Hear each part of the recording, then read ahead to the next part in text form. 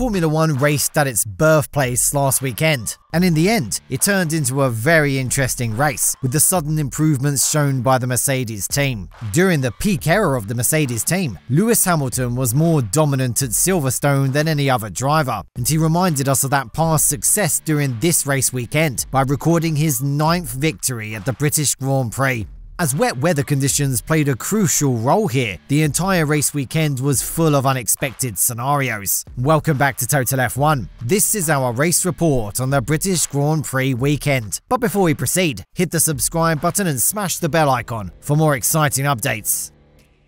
The first practice session of the weekend concluded without any major incident, except Yuki Tsunoda's spin that red flagged the session for a brief moment. As his car was stuck inside the gravel trap, it was lifted for safety reasons. Apart from that, all the other drivers were able to make the maximum use of that session.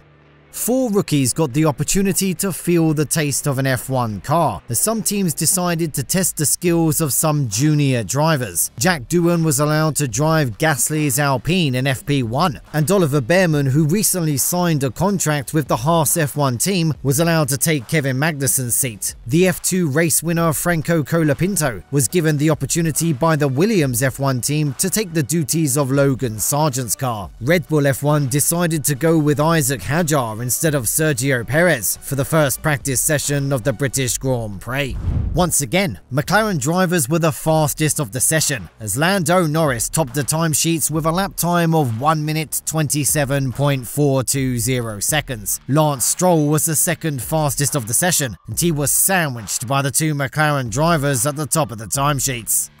Most of the drivers appeared to be exceeding the track limits while searching for the optimum driving conditions at Silverstone, but no other major incident was reported in FP2.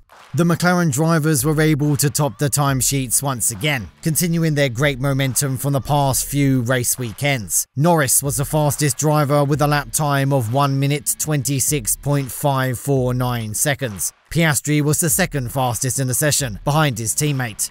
The current championship leader, Max Verstappen, was yet to set a competitive lap time in the weekend, as he ranked 7th in the final standings of FP2. However, his teammate Sergio Perez completed the session as the 3rd fastest, clearly evidencing the presence of pace within the RB20.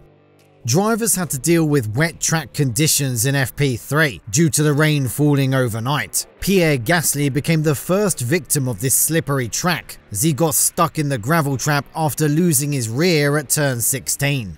One of the most talented drivers in wet track conditions, Max Verstappen, also experienced a full 360-degree rotation at one moment, but he was lucky to save his car without experiencing any major issues. Valtteri Bottas also experienced a spin under this track condition, but he was also able to stop his car within the runoff area. However, Mercedes drivers appeared to be more comfortable with their green ring tyres on this slippery Silverstone surface. Russell was the fastest driver of the session, with a lap time of 1 minute 37.529 seconds. Hamilton was the second fastest driver, and he was 0.035 seconds slower than his teammate. Lando Norris, who topped the timesheets in the previous 2 sessions, completed the race as 3rd fastest driver here. On the slippery Silverstone surface, Sergio Perez became the first driver to go with soft tyres. However, his decision was proved to be wrong, as he was stuck in the gravel after losing his rear. That was the end of qualifying for the Red Bull driver. Max Verstappen also experienced a dangerous journey through the gravel trap, and that put him in danger of dropping to the elimination zone, but later he improved his lap time, reserving a spot in Q2. Few drivers were able to improve their lap times even in their final attempts. Bottas, Magnussen, Ocon, Perez and Gasly were the drivers that were eliminated at the end of Q1. Extreme competitiveness was observed in Q2, as everyone tried to move out of the elimination zone. In his final attempt, Lance Stroll was able to improve his lap time, recording the 10th best time of the session. That pushed Leclerc into the drop zone, ending his chance of reserving a better position in the starting grid. Logan Sargent, Yuki Tsunoda, Zhou Guanyu and Daniel Ricciardo were the other drivers who were eliminated at the end of Q2. It wasn't an easy thing for the current championship leader Max Max Verstappen to set a better lap time which was good enough to clinch the pole, as he was easily challenged by two McLaren drivers. However, two Mercedes drivers also joined the party, with two quick laps which were sufficient enough to challenge the lap times of the McLaren drivers. At one point, George Russell held the top spot, and then his lap time was beaten by his teammate Lewis Hamilton, but Russell once again improved his lap time, clinching the pole position of his home Grand Prix. Then Hamilton and Norris were in the second and third spots respectively. Most notably, the three top spots of the final standings were held by three British drivers. Red Bull drivers did their best to improve lap times, however the best effort was good enough to beat only Oscar Piastri's lap time into the fourth spot. The rest of the top 10 positions of the starting grid were held by Hülkenberg, Sainz, Stroll, Albon and Alonso. As the pole sitter, George Russell got a good start to the race, and he was closely followed by his teammate Lewis Hamilton. Meanwhile, Max Verstappen also tried to beat Lando Norris into the third spot, and he executed his plan very well within a few seconds of the beginning of the race. Some contact happened between Albon and Alonso in the back of the pack, but both were lucky to continue the race without a big issue. Leclerc, who experienced a bad qualifying, improved his position up to 7th on lap 13 by making a clever move against Stroll. On lap 15, Lando Norris reclaimed his third spot by completing a successful overtake against Verstappen with DRS assistance. 2 laps later, Verstappen was further attacked by Oscar Piastri, pushing him to the 5th spot of the race.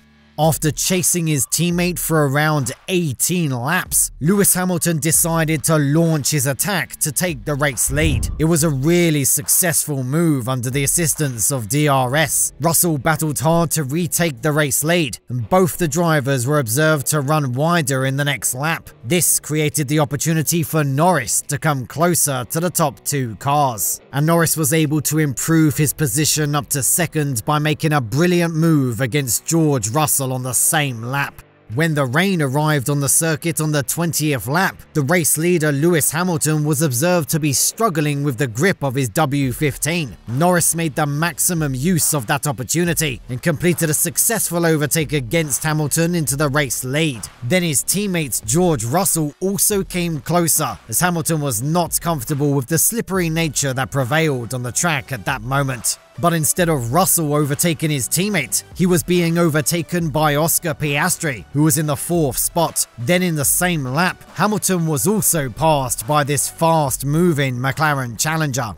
Then on the 27th lap, a number of front runners decided to enter the pit lane to switch for intermediates to resist the slippery nature that prevailed on the Silverstone track surface. However, the Mercedes engineers decided to retire George Russell's car on the 34th lap due to an issue in his water cooling system. That was a big heartbreak for Russell, as well as the Mercedes team, after showing a dominant performance throughout the weekend.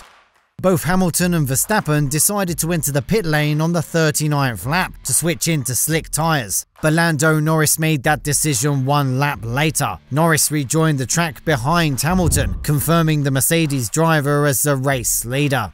Verstappen tried to attack Norris on the 48th lap, and he was able to complete that move with the assistance of DRS. Within the last 4 laps of the race, no notable change happened to the order of the pack, and Lewis Hamilton crossed the finish line, recording his 9th British Grand Prix victory. Verstappen and Norris occupied the remaining podium spots of the race. Piastri completed the race as 4th, and Carlos Sainz finished the race behind him. The rest of the point-offering spots of the race were occupied by Hülkenberg, Stroll, Alonso, Albon and Tsunoda.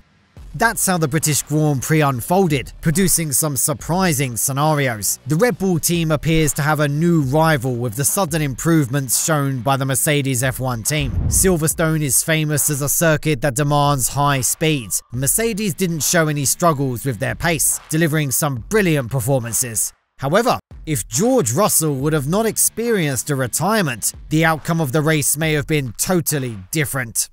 The McLaren team also continued their dominant nature with a considerable improvement, and their MCL38 appeared to be much more powerful than the RB20. When considering all these scenarios, we can expect improved competitiveness at the top during the next race at the Hungaroring. What do you think about the sudden improvements of the Mercedes F1 team? Will they be able to continue their momentum with consistency? Share your thoughts in the comments section below. Thank you for watching the video. If you enjoyed the video, subscribe to the channel to get more exciting Formula 1 news. We'll see you in the next video, guys. Goodbye.